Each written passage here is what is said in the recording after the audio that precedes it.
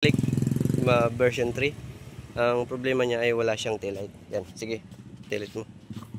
Bukasan mo ang susi. Yan, brake mo, brake. Yun. Ngayon, tinester natin dito yung brake light switch. So yun, testerin natin ang brake light switch. Yan. Sige, brake mo.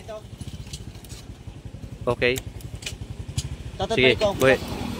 Okay naman yung brake light switch. Ngayon, pasya tayong binaklas natin yung cover sa hulihan. Na-find out natin yun. Putol yung kanyang wirings. Nginat-ngat ng mabait ng daga. Yan. Putol. Nginat-ngat. Ngayon, remedyohan na lang natin. Baklasan mo yun natin light. Soldahon ta. Ayun, yun nga, putol. Nginat-ngat ng daga. Ngayon, remedyohan natin. Isa-solder natin para may connecta natin. Right. So ayun, ikabit na natin. Solda na natin. Ikakabit na lang. Kabit daw.